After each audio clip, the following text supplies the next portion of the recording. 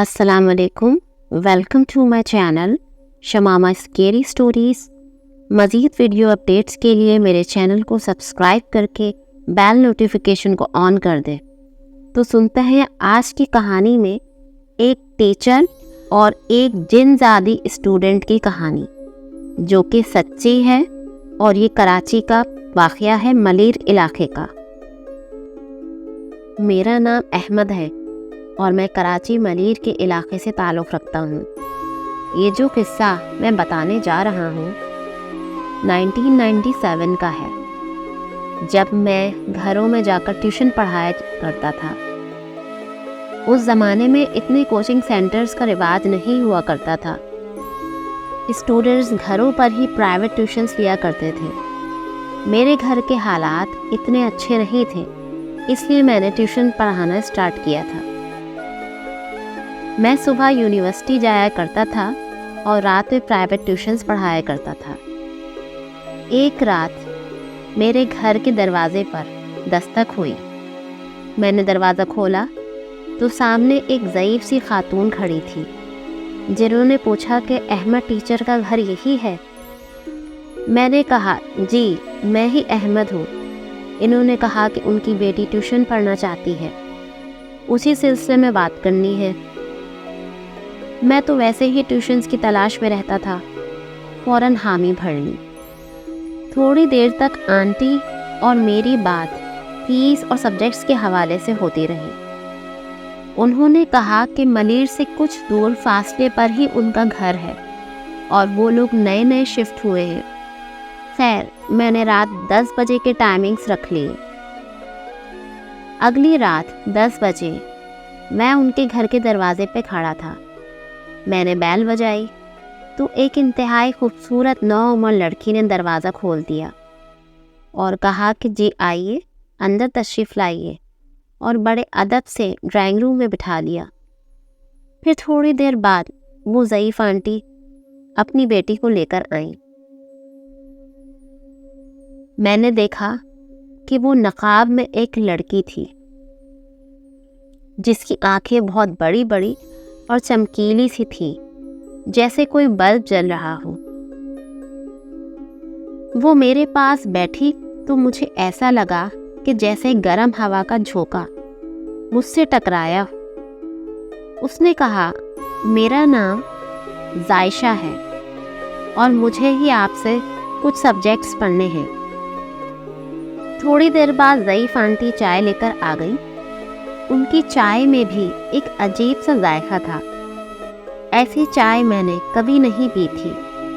اس گھر میں مجھے ایک عجیب سا خوف محسوس ہو رہا تھا۔ میرے ساتھ آج تک ایسا نہیں ہوا تھا، پتہ نہیں کیوں اس گھر میں مجھے وحشت سی ہو رہی تھی۔ خیر، 1 گھنٹہ جیسے تیسے گزرا۔ جب میں جانے لگا تو زائشہ نے میری فیس لا کر دے دی اور کہا کہ آپ کی طبیعت کو دیکھ کر نہیں لگ رہا کہ آپ کل بھی آئیں گے۔ میں نے کہا نہیں، ایسی کوئی بات نہیں، صبح یونیورسٹی بھی جاتا ہوں، اس لیے تھوڑا تھک گیا ہوں۔ میں نے فیس لے لی اور گھر آ گیا۔ رات کو بھی میرے کمرے میں عجیب سی خوشبو آ رہی تھی، جیسے اس گھر میں محسوس کی تھی میں نے۔ دوسری رات پھر مجھے ٹیوشن پڑھاتے پڑھاتے گھبراہٹ سی ہونے لگی اور زائشہ پانی لے کر آئی اور کہنے لگی سر آپ یہاں کمفرٹیبل ہو کر پڑھائیں۔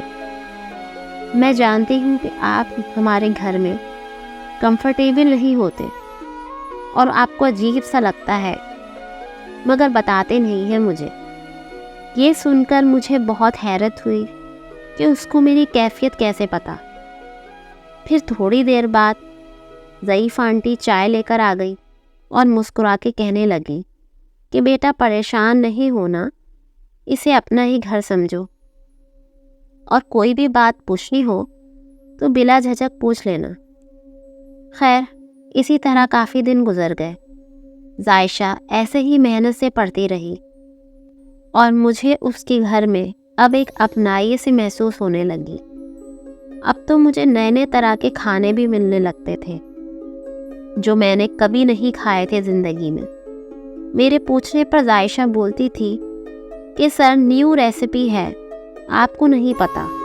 آپ کھائیے نا۔ اتنے عرصے میں نے بہت کچھ نوٹ کیا کہ عائشہ کبھی پلکیں نہیں جھپکاتی تھی اور ہمیشہ گرم رہتی تھی،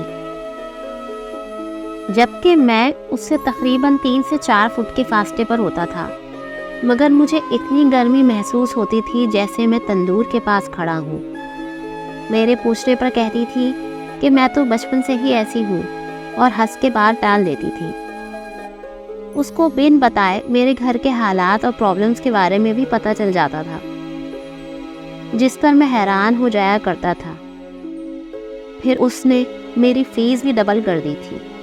میرے لاکھ منع کرنے پر وہ یہی کہتی تھی کہ آپ کو ضرورت ہے سر، بعد میں آپ مجھے بہت یاد کریں گے۔ بورڈ کے ایگزامز ہونے والے تھے اور عائشہ کو میں نے ساری تیاری کروا لی تھی۔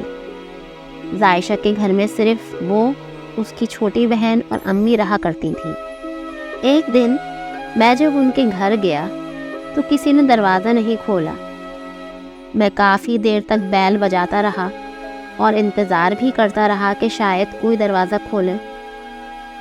پھر آس پاس محلے میں گیا اور پتہ کیا کہ جو لوگ نئے شفٹ ہوئے تھے اس گھر میں وہ کہاں گئے۔ کچھ پتہ ہے ان کا؟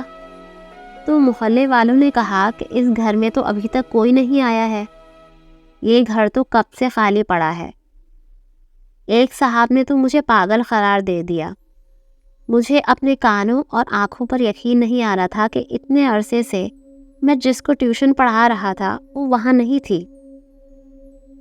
میرے بے حد اصرار پر مکان مالک نے وہ گھر مجھ کو کھول کے دکھا دیا، مگر سوائے جالوں اور مٹی دھول کے وہاں کچھ نہ تھا، نہ وہ ڈرائنگ روم، نہ وہ صوفہ جس پہ میں عائشہ کو پڑھایا کرتا تھا، اور نہ ہی کوئی فرنیچر۔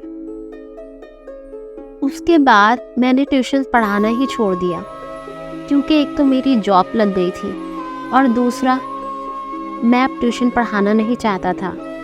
مجھ پر عجیب سا ایک خوف طاری ہو گیا تھا۔ آج بھی میں جب یہ واقعہ یاد کرتا ہوں تو میرے رونگٹے کھڑے ہو جاتے ہیں کہ جو اسٹوڈنٹ میرے ساتھ پڑھتی تھی وہ کوئی عام انسان نہیں تھی، وہ ایک جن زادی تھی۔ اور میری آخری اسٹوڈنٹ کی یاد مجھے اکثر آیا کرتی تھی، کیونکہ اس نے میرا کافی ساتھ دیا اور جن زادی ہونے پر بھی مجھے تنگ نہیں کیا، نہ کسی قسم کا نقصان پہنچایا۔ تو دوستو، اگر آپ لوگوں کو میری یہ کہانی پسند آئی ہو تو پلیز میرے چینل کو سبسکرائب کر کے بیل نوٹیفیکیشن کو آن کر دیں تاکہ مزید اچھی ویڈیوز آپ تک پہنچ سکے۔ جزاک اللہ۔